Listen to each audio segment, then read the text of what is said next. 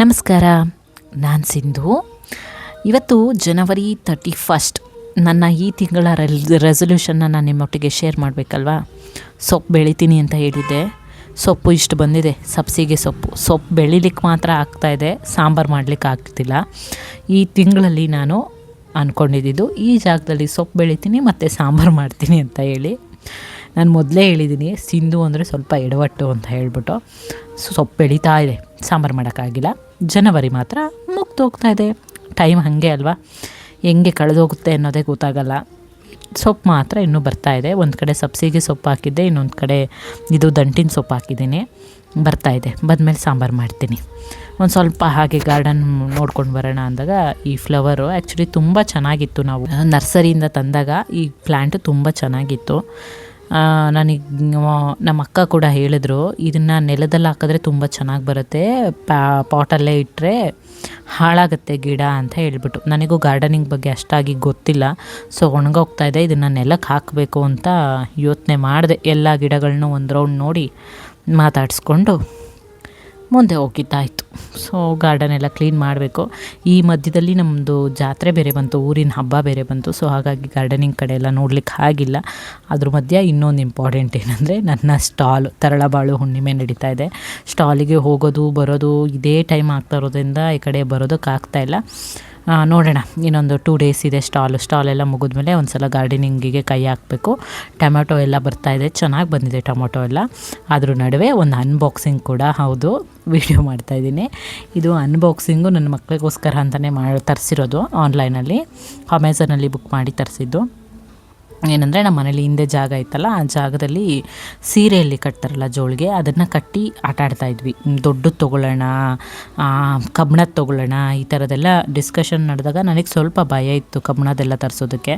2 ಮಕ್ಕಳಿರೋದ್ರಿಂದ ಏನಾರ ದಬ್ಬಾಡಿ ಬಿದ್ದು ಆ ಥರ ಚಾನ್ಸಸ್ ಇದೆಯೇನೋ. ನಮ್ಮದು ಸ್ಟೇಜ್ ಥರ ಆಗಿರೋದದು ಹಿಂದೆ, ಸ್ವಲ್ಪ ಬಿದ್ದರೆ ಜಾಸ್ತಿ ಏಟಾಗ್ಬಿಡುತ್ತೇನೋ ಆ ಥರ ಕಾನ್ಸೆಪ್ಟಲ್ಲಿ ಬೇಡ, ಜೋಕಾಲಿನೇ ಬೇಡ ಅಂತ ಹೇಳಿ ಸೀರೆ ಕಟ್ಟಿ ಆಟ ಆಡ್ತಾಯಿದ್ವಿ ಇಷ್ಟು ದಿನ. ಸೊ ಓಕೆ, ಇವಾಗ ಈ ಥರದ್ದೊಂದು ಆನ್ಲೈನಲ್ಲಿ ನಮಗೆ ಸೂಟಬಲ್ ಆಗಿ ಸಿಕ್ತು. ಹಾಗಾಗಿ ಫಸ್ಟ್ ಒಂದನ್ನು ಬುಕ್ ಮಾಡಿ ತರಿಸಿದ್ವಿ. ಅದರ ಅನ್ಬಾಕ್ಸಿಂಗ್ ಇದು 1000 ರೂಪೀಸ್ ಒಳಗಡೆ ಸಿಕ್ತಂತಹ ಕ್ಯೂಟ್ ಜೋಕಾಲಿ. ಇದು ಚೆನ್ನಾಗಿತ್ತು, ಆರಾಮಾಗಿ ನಾವು ಕೂಡ ಕೂರ್ಬೋದು. 115 kg ಏನೋ ವೆಯ್ಟ್ ತಡೆಯುತ್ತೆ. ತುಂಬ ಚೆನ್ನಾಗಿದೆ ಜೋಕಾಲಿ. ಮಕ್ಕಳಿಗಂತೂ ಸಿಕ್ಕಾಪಟ್ಟೆ ಖುಷಿ ಆಯಿತು ಜೋಕಾಲಿ ನೋಡಿ. ಜೋಕಾಲಿನ ತುಂಬ ಎಂಜಾಯ್ ಮಾಡಿಕೊಂಡು ಆಟ ಆಡಿದ್ರು ಕೂಡ. ಆದರೆ ನನ್ನ ಈ ತಿಂಗಳ ರೆಸೊಲ್ಯೂಷನಲ್ಲಿ ಗೋಡೆಗೆ ಬಣ್ಣ ಬಳಿಬೇಕಿತ್ತು. ಆ ರೆಸೊಲ್ಯೂಷನ್ ಒಂದು ಚೂರು ಕೂಡ ಆಗಿಲ್ಲ.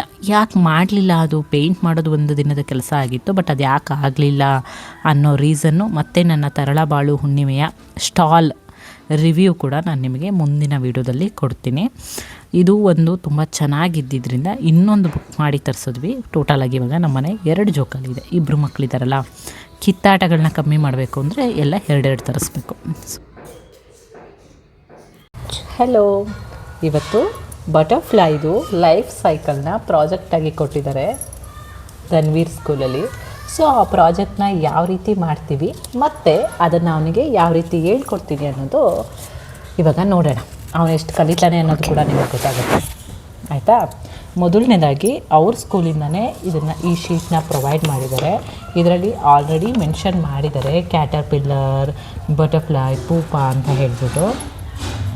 ಸೊ ಇದು ಇದರ ಪ್ರಾಜೆಕ್ಟಿನ ಒಂದು ಶೀಟ್. ಅದಾದಮೇಲೆ ಎಗ್ಸ್ ಕೊಟ್ಟಿದ್ದಾರೆ. ಎಗ್ಸನ್ನ ಆಲ್ರೆಡಿ ಸ್ಟಿಕ್ ಮಾಡಿದ್ದಾರೆ. ಅದರ ನೆಕ್ಸ್ಟ್ ಈ ಥರದೊಂದು ಶೀಟ್ ಕೊಟ್ಟಿದ್ದಾರೆ. ಆ್ಯಂಡ್ ಅನದರ್ ಈ ಥರದೊಂದು ಕೊಟ್ಟಿದ್ದಾರೆ.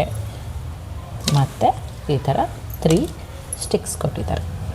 ಅದರಲ್ಲಿ ಏನೇನು ಮಾಡೋದು ಅಂತ ಇವಾಗ ನನ್ನ ಮಗನೇ ಎಕ್ಸ್ಪ್ಲೈನ್ ಮಾಡ್ತಾನೆ. ನೋಡೋಣ, ಏನು ಮಾಡಬೇಕಪ್ಪ ಇವಾಗ. ಏನು ಮಾಡ್ತೀಯಾ?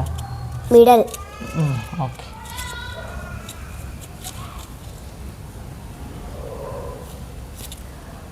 ಆ ಥರ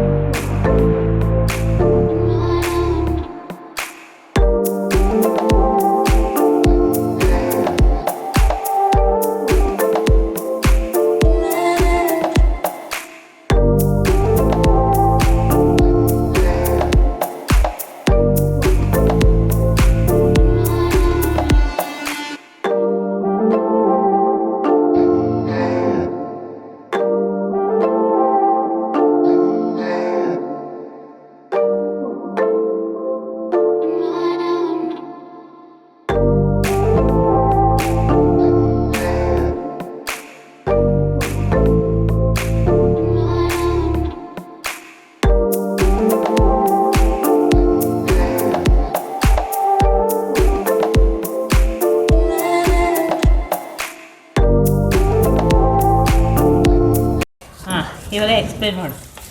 ಏನಿದು, ಏನು ಪ್ರಾಜೆಕ್ಟ್ ನೀನು ಕೊಟ್ಟಿರೋದು? How the butterflies grows. Okay, explain it. What is this? First butterfly gives egg, then comes caterpillar,